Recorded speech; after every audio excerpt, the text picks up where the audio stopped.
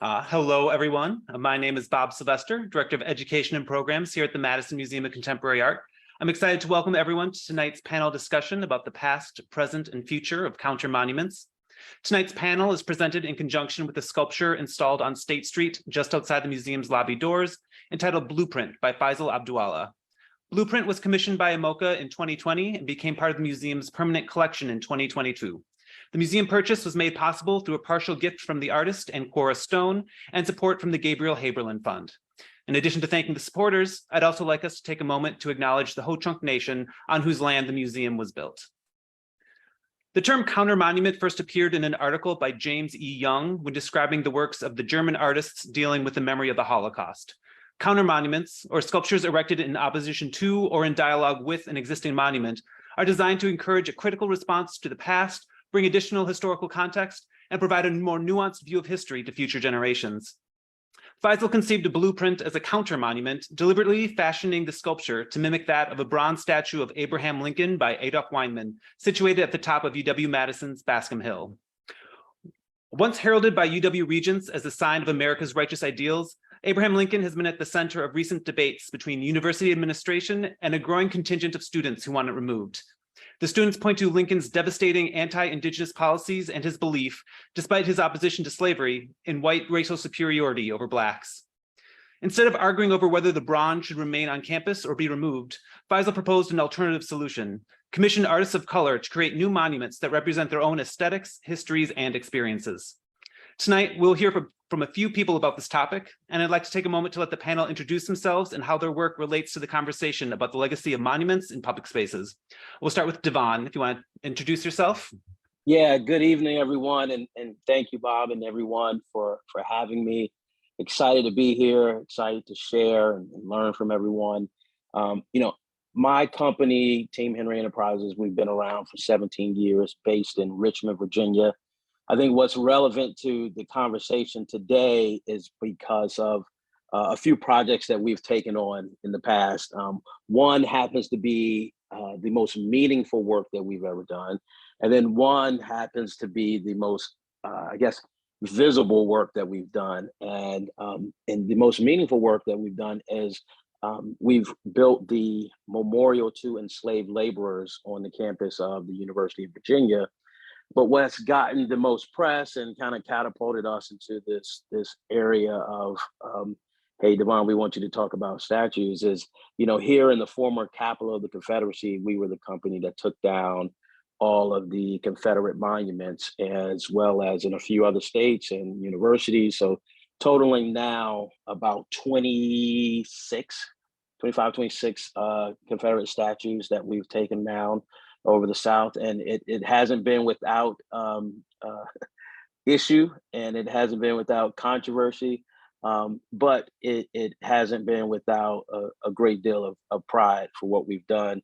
And I think the relevance that I bring to the panel today is, just being able to witness firsthand, right, the emotion on both sides of the fence, right, for those that feel like Confederate statues should stay up and the anger that they have when they've come down, and those that feel like they should have always come down, and the joy that they felt as they've come down. And then just this whole different realm of emotion from those when we built a memorial to recognize those who haven't been recognized. That's a different type of experience. So I'm happy to be here and look forward to sharing again and learning from each of my fellow panelists. Great, thanks. Faisal, do you want to introduce yourself and talk a little bit about the statue? Yeah, good evening to everyone. It's great to be with this esteemed panel. I'm so glad you've all taken your time out, to be a part of this discussion. So I'm based at the University of Wisconsin, professor in the art department. And this piece actually came out of a discussion in a class session with my students when I posed them an opportunity to create a drawing of their ideal monument on the top of an empty plinth. So you might gather from my accent, I'm born and raised in London, and they have an art competition called the Fourth Plinth, where artists get commissioned to put a piece on the fourth plinth in Trafalgar Square.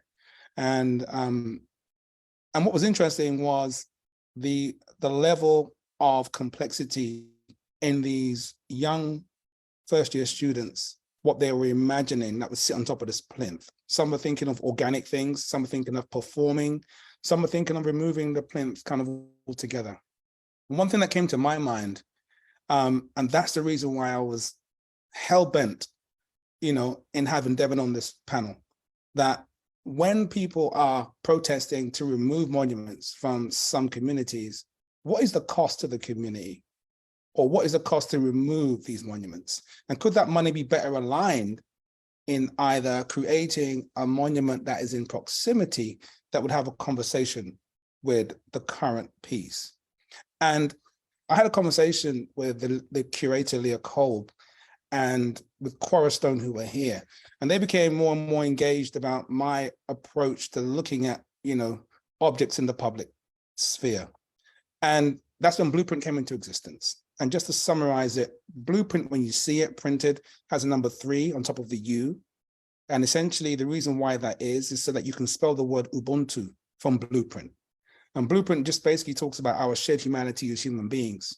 And some of the references in that sculpture, I'm sitting on a barber chair, which looks at the universal space of how we can transform ourselves. It's made from Indiana limestone, comes out of the ground soft and hardens over time, but like the human, our human, disposition.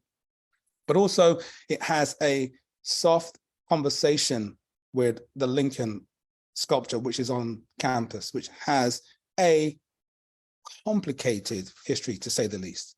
And for me, one of the reasons why I felt it was really important to just make a slight reference, it was in a kind of metaphorical sense that what if those two pieces of sculpture were opposite each other and they came alive and they had a conversation? What kind of conversation would Lincoln have with myself? So in some ways, that was kind of some of the ideas why the piece came into existence and why it's in a public setting at the moment. Thanks, Faisal. Tricia, would you like to introduce yourself and talk a little bit about your work? Sure. Good evening, everyone. Thank you so much for inviting me. I'm really grateful to be here, and it's so exciting to speak with my fellow panelists of whom I've been huge fans. So it's truly an honor. So I'm trained as an art historian, and I also work as a curator. I'm based here in New York City.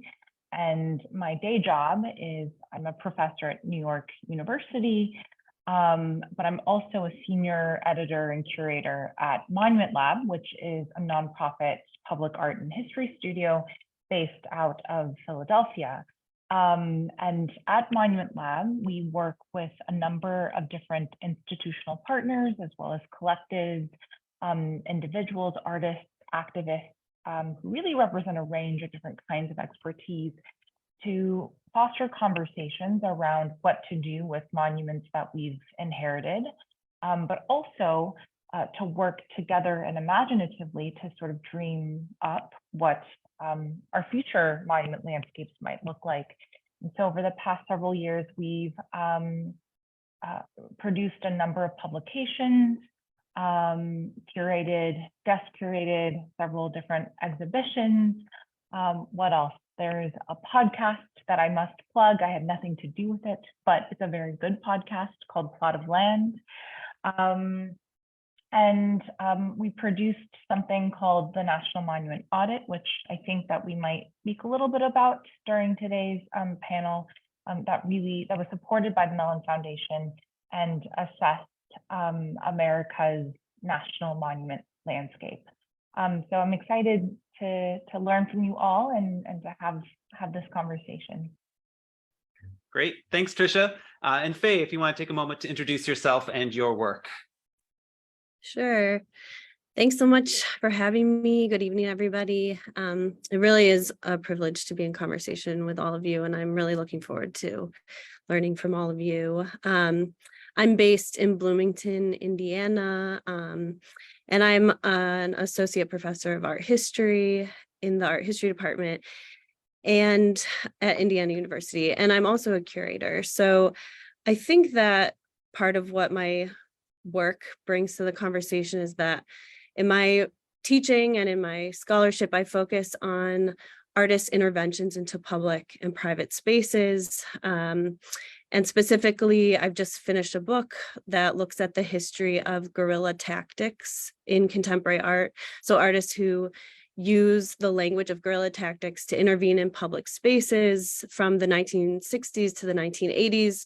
And I focus on the US and specifically the relationship between artists' interventions and their navigation of state power. And the 1970s, the long 1970s, is also this time of the expansion of policing and the prison industrial complex in the United States. And so I was really struck by the ways in which artists have long been, appropriating, occupying public space to draw attention to asymmetrical power relations. But I was struck by basically a lack in the art historical discourse around a conversation around the labor of risk taking that these artists take on. And so the book is called Risk Work, the Making of Art and Guerrilla Tactics in Punitive America. And so I'm really interested in the ways that artists become really literate in the relations of punitiveness and policing and surveillance. And so the book is also looking at how artists help us, especially artists who use guerrilla tactics in public places, how they help us understand punitive literacy, basically the ways that each of us come to know our penal society in very different ways based on our asymmetrical, different positions to state-sanctioned violence. And it's been interesting to me that this idea of punitive literacy, becoming literate in punitiveness, is not something that's been centralized in art history. We talk about it in exhibitions, we talk about it when artists intervene in public spaces, and a lot of the artists I'm looking at who use guerrilla tactics create what could be called counter monuments in the 60s through the 80s. And I'll be happy to talk about some of those examples, but I'm really interested in the labor of risk taking as a social labor, the work of the risks. I'm really excited to learn more and be in conversation with all of you. Great, thanks, Faye. For those of you just joining us, we are discussing counter monuments and the challenges of making public art more inclusive and representative of our communities. Feel free to leave a question for our panelists in the chat for a Q&A session after the panel. We'll start with Devon. Devon, you have a particularly interesting perspective on the role of monuments. Your work to remove Confederate monuments has come at great personal risk. You've also helped construct a significant counter monument, the Memorial for Enslaved Laborers. Do you mind sharing with us how you find these two different directions speak to addressing the problematic histories of our past? Wow. Yeah, Bob, that's a big question. Yeah. It's a big question, but it's centered around a very interesting and complex topic, right? And in the work that I've been involved in, it's actually around slavery, right? And it's around how Black folks have been treated since they've been in this country. In one hand, we have a monument that recognizes those that have been enslaved. And then on the other hand, we have monuments that recognize those that were the enslaver. It's complex, and many municipalities, universities, states, they're grappling with, how do we tell the story and how do we tell the real story? And here today, listen, I'm in Virginia, right? The South. Like I said, the former capital of the Confederacy, where there were more Confederate statues than anywhere. And when we talk about how we, recognize or memorialize folks and putting them up on a pedestal, it's tough to say, yeah, this person deserves it and this person doesn't in the regular sense. When we talked about, or when Faisal said, Abraham Lincoln and the counter monument there, right? It's almost similar to a conversation that we've had in Virginia, or particularly at the University of Virginia, where, Thomas Jefferson, right, who was, one of the architects of the Constitution, who was an architect, who designed the University of Virginia, who was a past president, but in reality, he also was a slaveholder, right? And then you deal with the complexities of this man who, while he's done some great things, there is a past that folks need to recognize. And one of the things that I felt that was admirable was that the university decided to take the steps to do the research and understand, wait a minute, Thomas Jefferson did not build the university. Well, if he didn't do it, who did, right? And if you're talking about that time period, it's pretty evident, right? And never and nowhere did the folks who built the university get the credit that they deserved. And so when we built the monument to enslaved laborers, it was like giving the voice to the voiceless. And this was an actual thing that happened. We're recognizing the contributions of folks that built this university, and their descendants get to experience that as well. But when we flip the script, if you will, and we start talking about the other side of that, with monuments of Confederate generals and what they were fighting for, it's one is for to tell the story, to recognize those, and then one is almost like a lost cause, right? It's well, what are we really trying to represent here? And I struggle personally, and I'll admit I am very skewed in in way I've been treated and what's happened to me and my family via death threats and all kinds of different things with taking down these statues that, I don't feel like they should be up. And I don't know if there's a counter monument that will represent, or that you can put next to them and say, hey, let's talk about this one and let's talk about that one. I enjoy the conversation around telling the true story, and the true story, however dark, however complex, and however full of things that we want to cover up.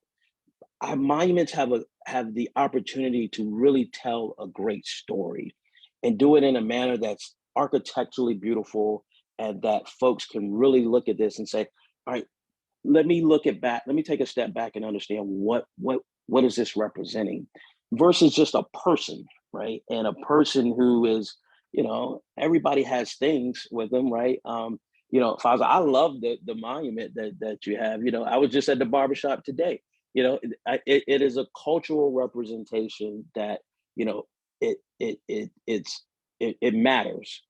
I don't know how much to this country and to certain folks, a period of time for 4 years from 1861 to 1865, that we want to memorialize that in the manner in which we do. So, I mean, I say all that to say, I have experienced both sides firsthand, and it is a mixed bag of emotions on both sides.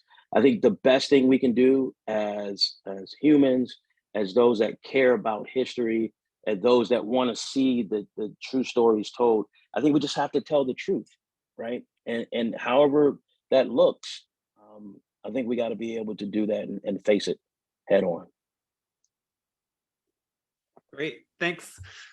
So Faisal, Blueprint relates to a specific conversation in Madison where students have requested the removal of the Lincoln Monument. Instead, as you mentioned, you suggested a conversation and interrogation of the monument, strategically placing it between campus and the Capitol in front of the museum. How do you see Blueprint engaging and facilitating this conversation, and how can it be expanded to future commissions? Yeah, I mean, I in my understanding, I think Frederick Douglass said, no monument can tell the whole truth. And I think that, removing one thing to replace it with something else, you're always going to have, it's almost like being in a gallery. You're always going to have an audience that will be for and against. And for me, Blueprint was, it's a future in the way in which we can look at civic spaces through the lens of people who are here in living memory. Because for me, once you take this thing out of the public sphere, it still remains inculcated in the DNA of American history. So when we think about the General Lee statue, and when that gets removed, and if it's melted down, whatever object that becomes, you will constantly be reminded of its source, of its essence. So even though it may not exist as an object in the public sphere, it still remains eternally memorialized. So for me, it was really, really important to find ways of still keeping that conversation that would almost put my own practice at risk. I know Devon's been put at risk by decommissioning or removing works, but there was a level of risk that's involved once you place an object in the public space that is having a conversation or critiquing something that is very much a part of the kind of American fabric. And then there are questions as to what gives me license to do that, being somebody from the UK, and whether or not my my history warrants that. So coming from the UK, whether or not I truly understand and comprehend the African-American experience of what it means and what monuments kind of mean to them. So I can just briefly say that it was really, really important that the UW campus, which I feel has some of the most progressive and enlightened people who I think are ready and prepared to have these conversations about the inaccuracies that have been perpetuated around Lincoln, of how great Lincoln was. However, there are copious amounts of evidence that say things contrary to that. And I think keeping Lincoln public, keeping them in the face of the public, where we're asking these questions about the authenticity of how great this individual is, I think gives us a very good position to continue having these conversations rather than having them removed and buried. Great, thanks, Faisal. For those of you just joining us, we are discussing counter monuments and the challenges of making public art more inclusive and representative of our communities. Feel free to leave a question for our panelists in the chat or send us a message for the Q&A after the panel. Tricia, the Monument Lab serves an integral role collaborating with institutional partners on public programs, exhibitions, and educational materials, such as pulling together with the National Mall and the National Monument Audit, which we'll talk about a little later. What can be learned by this type of collaborative model, and how has it empowered institutions to work beyond traditional models and foster new dialogues on the future of counter monuments? Thanks for that question. So I did mention in my introduction that Monument Lab often collaborates with various partners, both kind of large institutions with, very healthy endowments to collectives as well as individuals that work at a variety of different scales is what I want to say.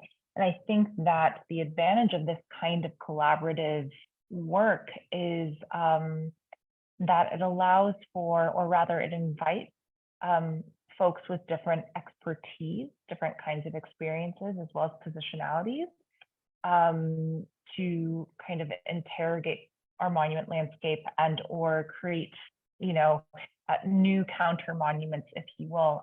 The work of public memory and public history is actually quite interdisciplinary. It, not only includes the work of folks who really like policy wonks, municipal workers, activists, artists, curators, scholars, as well as local residents who very much have a say or should have a say in terms of what goes up or goes down within, the places that they live. And I also think the second advantage to sort of working collaboratively in this way is that it allows for a pulling together and a sharing of resources and a redistribution of resources. So this not only includes material resources, so funds, but also, as you mentioned, educational materials, ideas, knowledge. And so I think to kind of tackle the challenges that we collectively face with regards to our public monuments and public memory cultures, as well as to create impact both on a local, national, and even international scale, this kind of collaborative work, laterally, but also across different scales. It's a difficult thing to do, but I think that's been one of the most promising, or those have been some of the most promising kind of results that process. Great, thank you. And then Faye, your research has many components that overlap with the topic of monuments and counter monuments and art and tactical interventions, the racial logistics of archives and curatorial ethics and the formation of the canon. How do you see the rise of counter monuments shaping the art historical discourse and shifting power balances? Thanks so much for this question. I would love to talk about this for hours, honestly. You know, when you think about the art historical discourse around public space and the manifestation and commemoration or memorializing of loss and grief, you know, it's a really long history. So it's interesting to think about a certain kind of rise in counter monuments or monuments when really this has been work that's been going on for a while, with, you know, since basically the spatial turn, at least in art history, the conceptualization, the theorizing of the politics of space from the 70s to the present. But this particular moment is really important because I think what we're seeing is this alignment of technologies that allow the, you know, circulation of these histories. So social media. We also, in a post-2020 moment, with, you know, the growing momentum from Black Lives Matter activism, in this post-2020 moment after the state-sanctioned murder of George Floyd, Breonna Taylor, and many other Black Americans, there's a growing literacy in carceral aesthetics. And we see this in the art world too, with the work of Nicole Fleetwood, her Marking Time exhibition, which is thinking about art in the age of mass incarceration. So this discourse is expanding rapidly. So basically what artists are helping us do, what activists, you know, organizers are helping us do is have a really sharpened critical vocabulary around what public space is, how it can be activated, how fraught it is, how the history of mobility in the US is deeply founded in white supremacist logics of oppression and control of space and mobility. So artists are really bringing this forward, but there's also this, it's a certain moment in which this particular movement around monuments and idea of monumentality is really primed for a much larger audience, for a national conversation that's happening. So that's a huge change and shift, I think, in power. Just in my own students, that I see the way that they're able to talk about space and the politics of space in the last several years versus earlier is just really astounding. So there's that kind of literacy. And I also see the ways that artists' intervention in public spaces, I was saying guerrilla tactics, guerrilla performance art, is an expansive way of thinking about monuments that can be very ephemeral. They can be temporary. It doesn't have to be so durable. And in that way, it opens space for a wider range of monuments or counter monuments, because so often to have access to durable materials, it takes money, it takes time, it takes labor, and that can really skew the record. It can, you know, it creates inaccess. And so the other big change that I'm seeing within the discourse is curatorial practice itself. So the ways that museums have to talk about acquisition of a counter monument already changes conversations around possession and ownership. I think of curators like Allison Glenn, who really ground their curatorial practice in the spatial politics. So I saw a show that Allison curated in Chicago in 2016, where she chose or she commissioned 10 different artists to use billboard spaces across the entire city of Chicago. And the thinking was that in order to see the whole show, you needed to go to all of the different parts of Chicago, which is a heavily, you know, deeply segregated city. But she had the show on the south side, on the west side, and the north side.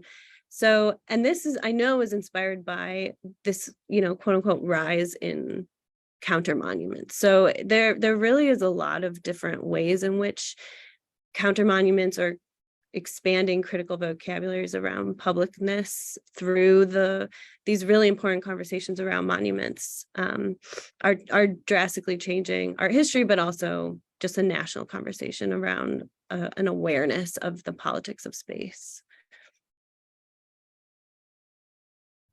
Great, thank you. Yes, so as we've mentioned a few times, the Monument Lab recently conducted a national monument audit that yielded 4 key findings. 1, that monuments have always changed. 2, the monument landscape is overwhelmingly white and male. 3, the most common features of an American monuments feature war and conquest. And lastly, the story told of the United States as told by our current monuments misrepresents our history. We'll start with that last finding. How do we correct the misrepresentation, and what does that mean, and what does that take? If I may, I think it might be useful if I perhaps give some context around what that 4th point actually means. And so I'll give some context, and then I'd love to hear from the fellow panelists. But what we mean by misrepresents our history, I think, can be best explained through some of the numbers that we found from our national monument audit, which again is not a comprehensive list of all the monuments in the United States and its territories, but rather a large enough study set to begin to show which themes and symbols repeat themselves 50,000 times over. But for example, just under 6,000 recorded monuments that mention the Civil War. Out of just under 6,000 of them, only 1% of those monuments mentioned slavery. Of the 1,690 recorded monuments that mention Confederate, only 3% mention defeat. And out of the 916 recorded monuments that mention the word pioneer, only 15% mention Native, Indigenous, or Indian. And so what we mean by that is that there's this kind of obscuring of, for example, the Civil War, which I think historians and experts have agreed, given the evidence in our archives, that that was a war that was fought over slavery, that there's a kind of obscuring that happens across our public spaces by the kind of, let's say, occlusion or redaction, or even the kind of failure, the willful failure to mention that what was at stake was Black labor and Black lives. So I hope that provides some clarification for the audience by what we mean, in terms of what we mean by that point.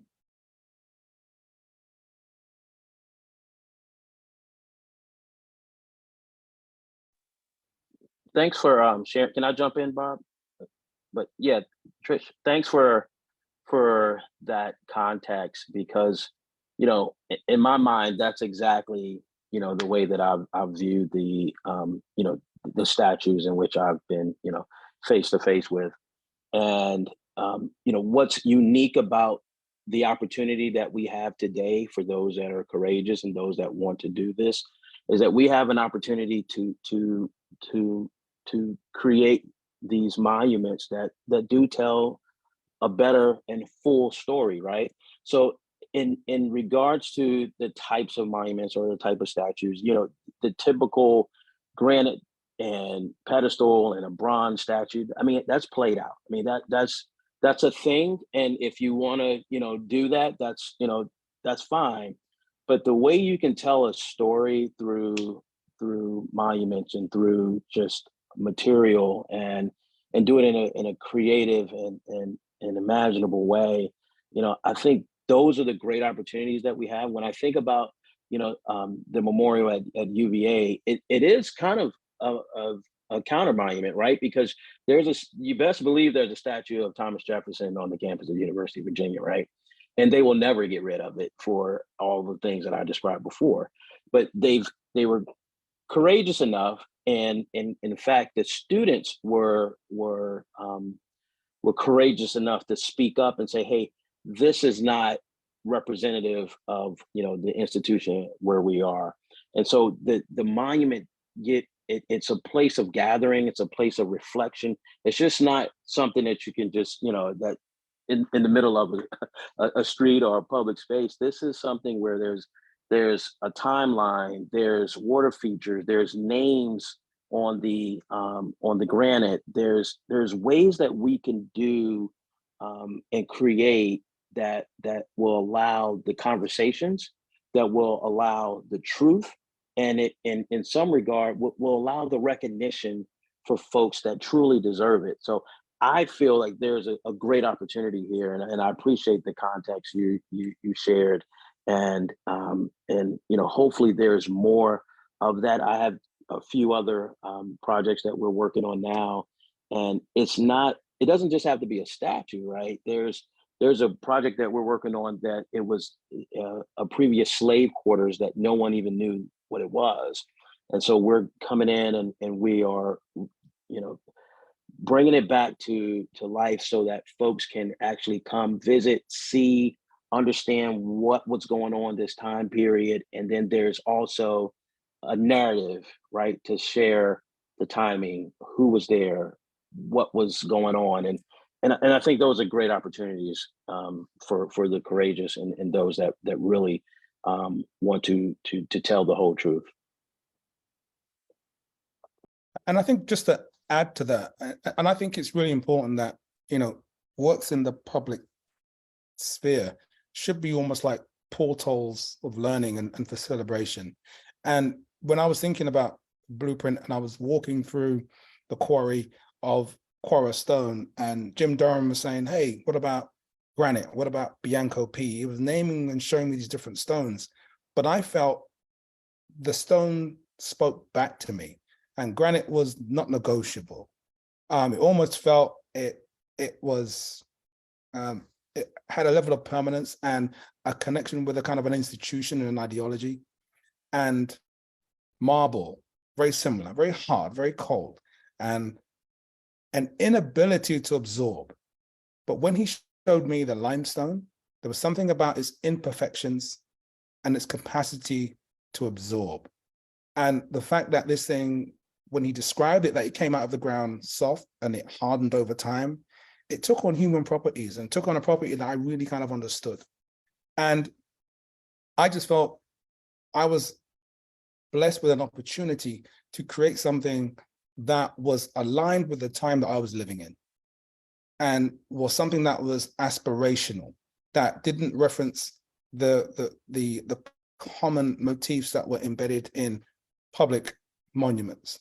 And when people first saw it, they assumed, because on the back of the piece, there's a quote from James Baldwin, and it says, love takes off the mask, we cannot live without, and no, we cannot live within. And some people would call me up and say, hey, Faisal, we're buying your monument or your sculpture, and people think it's a young James Baldwin sitting in the chair.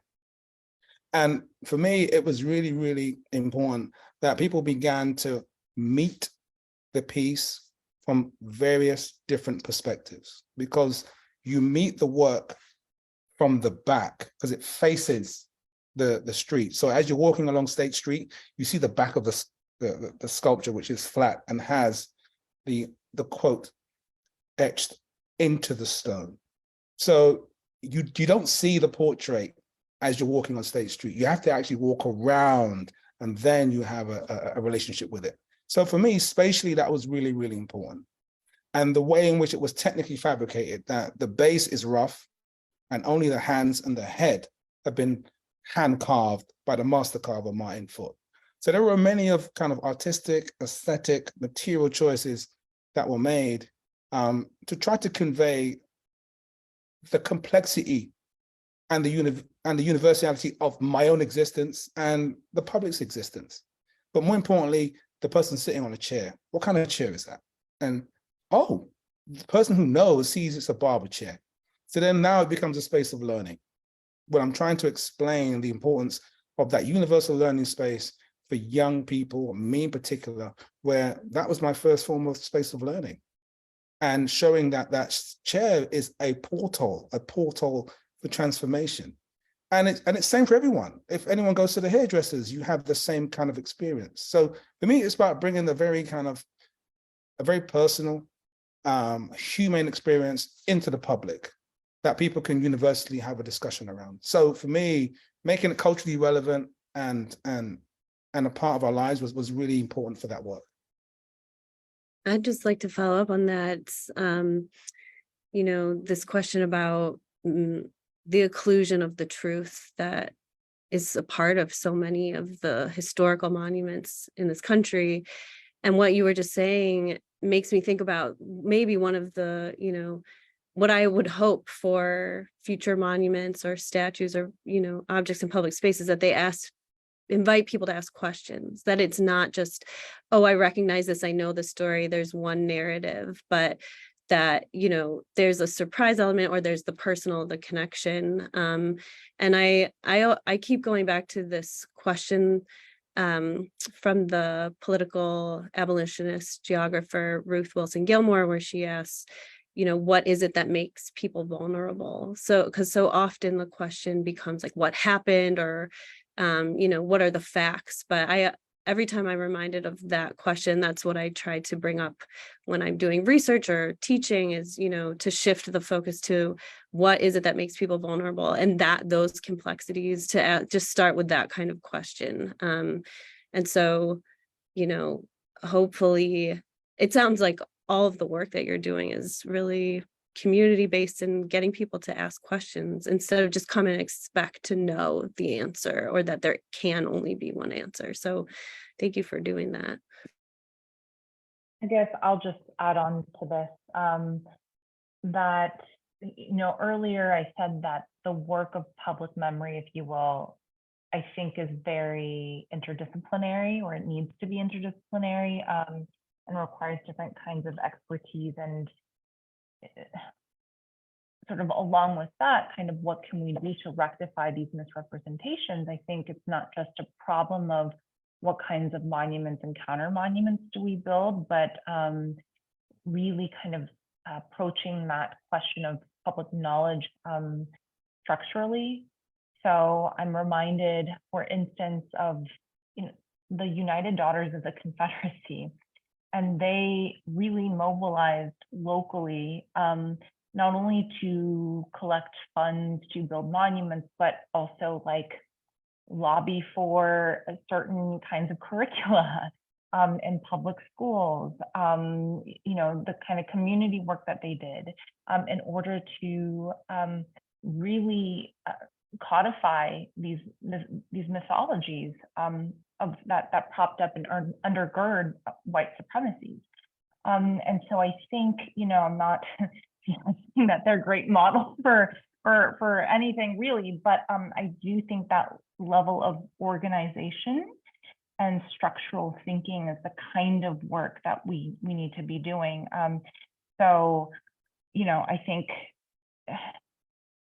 different sort of movements and legislative actions that are happening in different parts of the United States that want to ban the instruction of certain kinds of histories, for example, I think really goes hand in hand with this conversation around what can we do about the problem of misrepresentation of histories in our public spaces. It's happening across all of these different systems. And so I think, that's just the only thing that I would add to this. Thank you. Just sort of piggyback on something that Devon said, is there an alternative to the monumental? I mean, monument is such this big word that really, has a meaning in everyone's mind what they think of, but like, are there ways that we can be thinking more outside of the box when it comes to like reclaiming these histories and bring them into like a 21st century mindset? This could be examples of work that other artists have done or that you've worked with, or some brainstorming ideas. Just some examples that are more like out of the box in terms of, maybe not monumental, but, something else to sort of help give context. I'll give another example of, something that,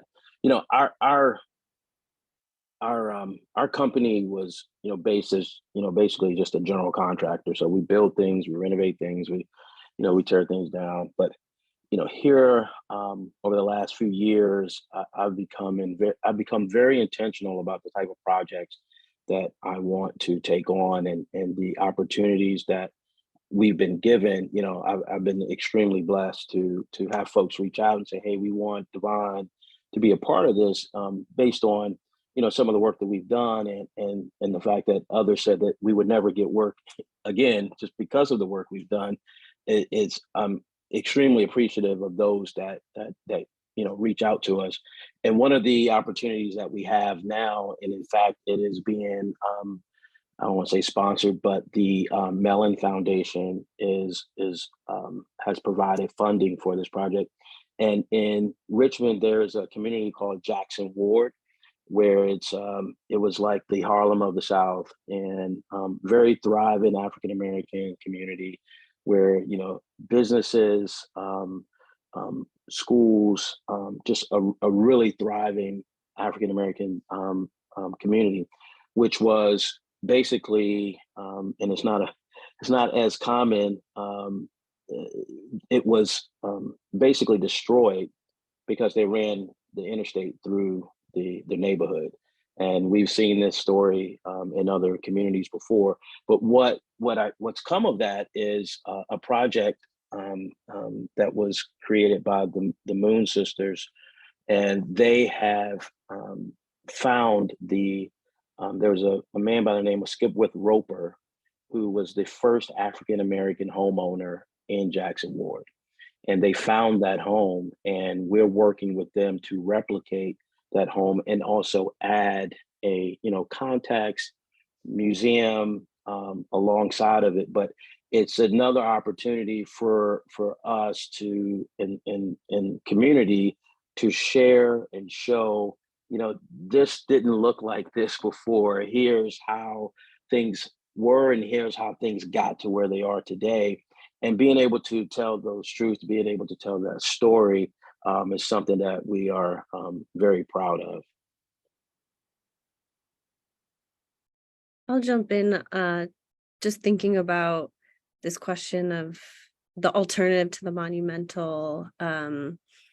There's so many examples of artists right now who are working on the scale of the body, the unmonumental or the non-monumental, and giving us like an expanded language for thinking about memorializing. And one artist in particular that I'm thinking of is the LA-based artist, conceptual photographer Amina Cruz, who right now is doing a series where she goes into her family photography archives, and she's doing these guerrilla installations at night where she's going to Arvin, California. She's based in LA. She's going to Arvin, California, which is where her grandparents were migrant workers in the farms there, and wrapped candies in the factories. And so she's going and enlarging these family photographs, these black and white family photographs from the 50s, and wheat pasting them up on the sides of the warehouses, on the farm appliances, so that the workers see them in the morning when they wake up. And so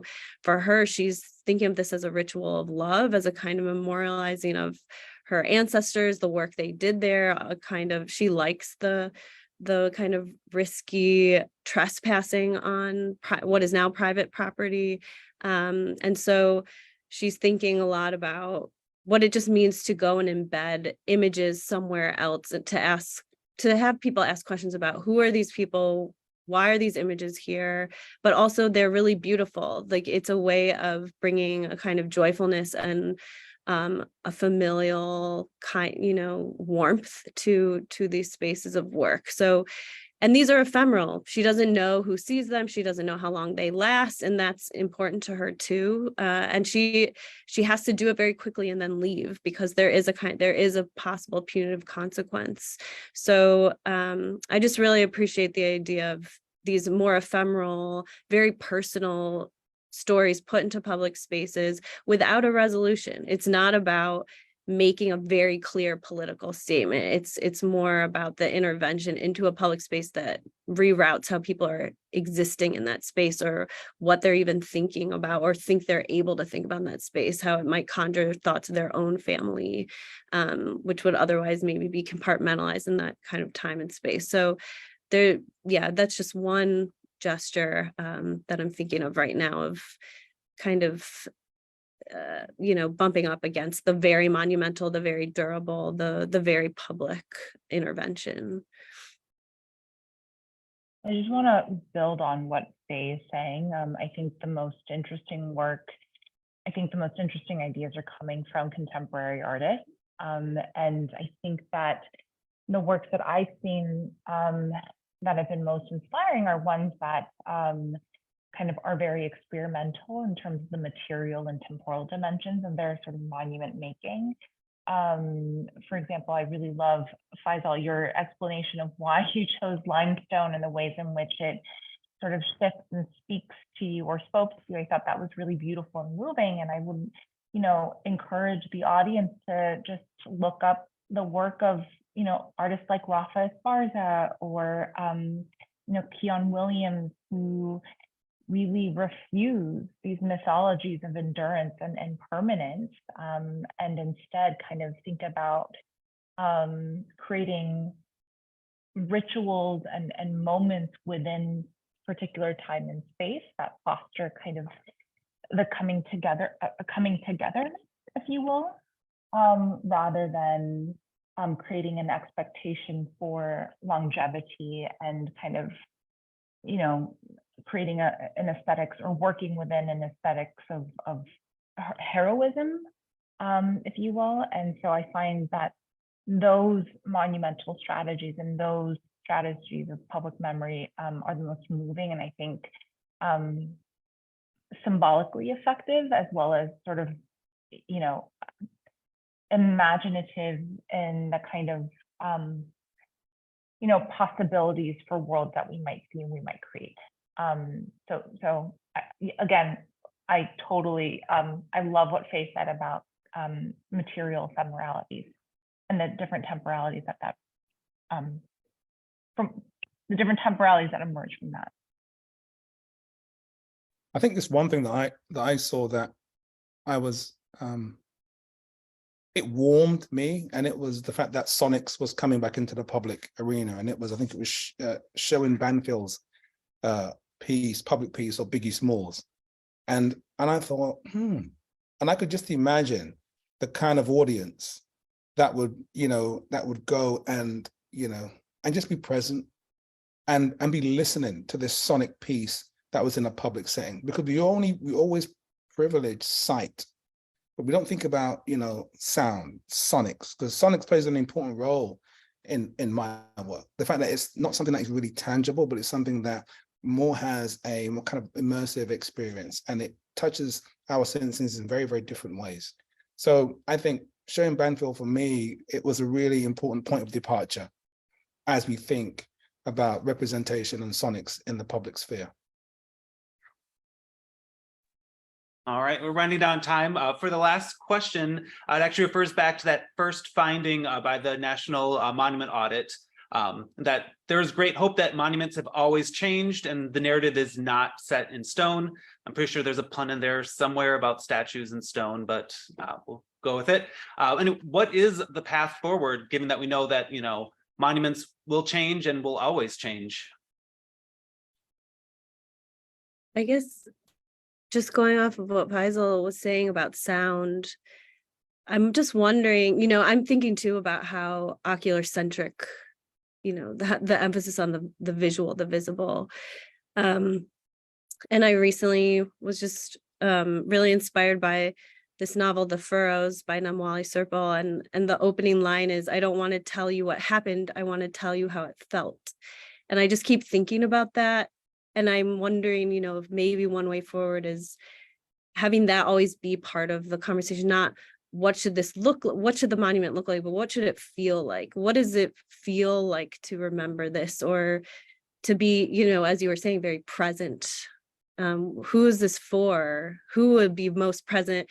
And I was lucky to hear Namwali talk about this project, and she said in the book, which is a lot about trauma and loss and grief, she said within the book there's even just a moment about a kind of revelation within trauma she's never talked about in interviews. It's only for the reader who needs it the most. Like, they will find it in the book, it will speak to them. And so maybe that's part of this conversation for monuments, whatever they may be, whatever scale they are, how expansive it can be and ephemeral. But the question could be, what does it feel like, instead of what does it look like, and what does that mean? How could that become part of a conversation and a question for bringing people together to talk about really difficult things, very honestly.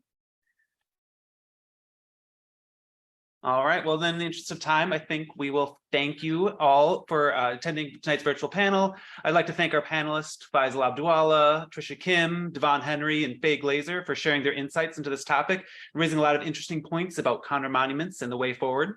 Everyone has a great night. Thanks, everyone.